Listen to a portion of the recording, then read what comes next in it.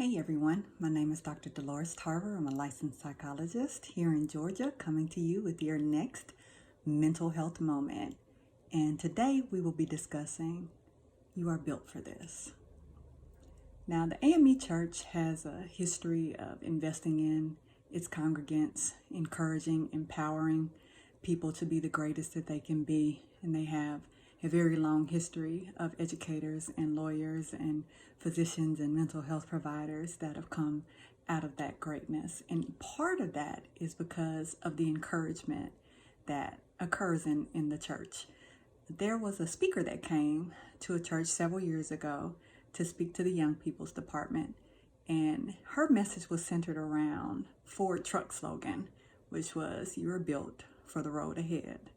What I liked about her message is she talked about no matter what happens in your life, your speed bumps, your tickets, when your car tires blow out on the road, when you hit that traffic, when you have somebody that's riding along with you in your car that's aggravating you, being negative, when the windshield wipers aren't working, when the storm comes when you're driving and you have to persist through those storms, when there are holes in the road as you're traveling, that no matter what occurs, you are built for the road ahead. If I could remember her name, I would give her due credit for that message because it spoke to me several years ago, and I think it's very relevant now.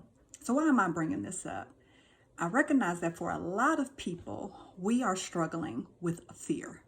We end up catastrophizing, thinking the worst possible outcomes that may happen. And so it stops us from doing things that we were purposed to do.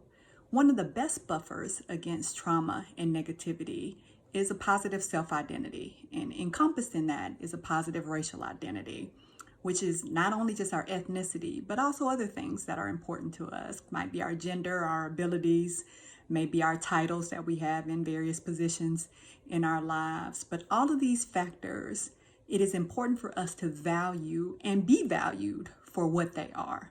In other words, for them to be affirmed. Sometimes we grow up in households where people affirm our identity and they tell us growing up, you're going to be great, you're beautiful, you're loved, you're important, you're valued, you have purpose, you have meaning. Sometimes it ends up being in school or in our other careers where people validate us and tell us that we have some meaning and some purpose and some worth.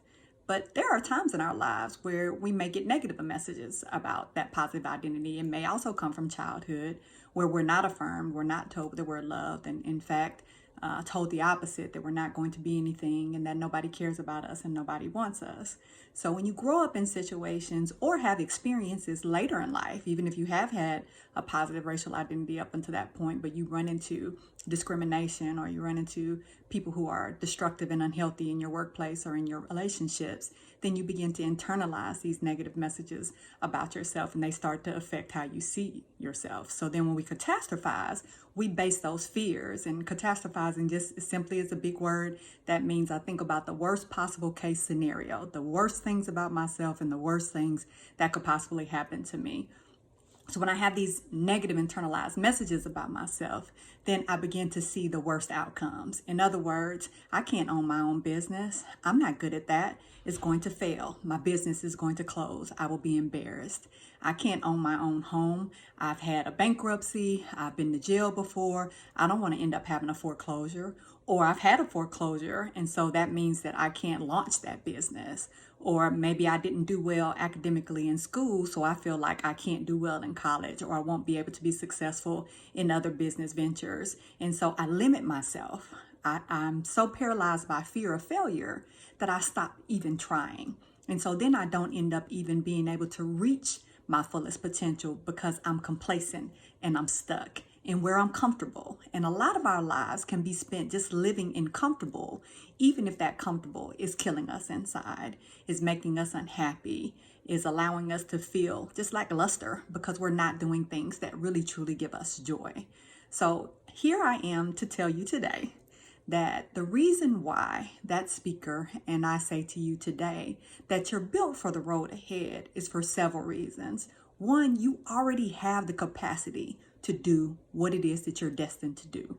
When God gave you your purpose, you were also given your gifts.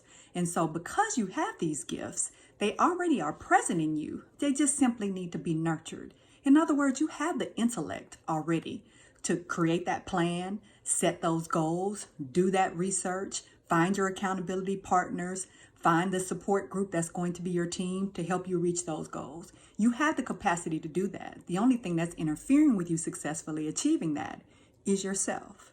Additionally, your mind can be a barrier.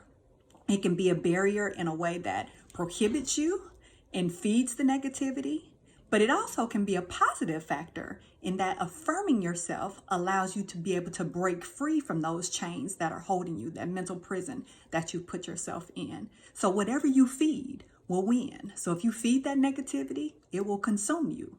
If you feed that positivity, it will propel you.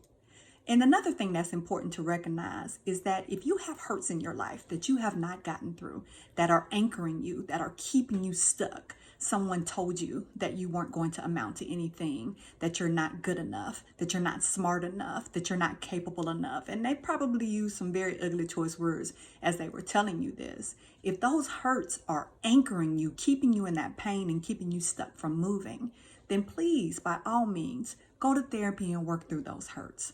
Because when you're able to work through those hurts and be able to recognize that this person who was dysfunctional and hurting themselves sought to hurt you as a means to keep you from leaving them because they didn't want you to achieve to the point where you would realize that they weren't necessarily going to be with you on that journey the full way, then you'll be able to see for yourself, wait, who I believe I am is really who I am, not who this other person attempted to convince me that I am.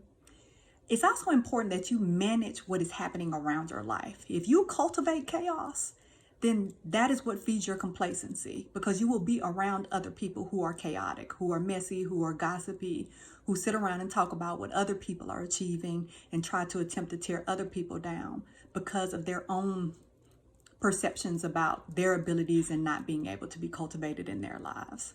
Right? So we want to cultivate that positivity. We want to cultivate that creativity so that we can be able to propel ourselves to change, to be able to propel ourselves to meeting those goals that we have in our lives.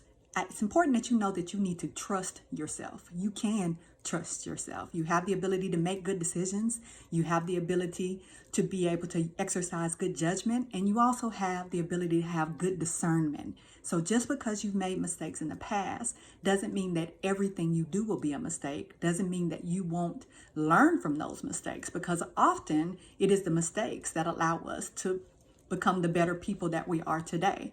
Right? We don't learn when things are going well. We learn when things go wrong. And that's when we reevaluate and think about, okay, what kind of changes may I need to make in your life?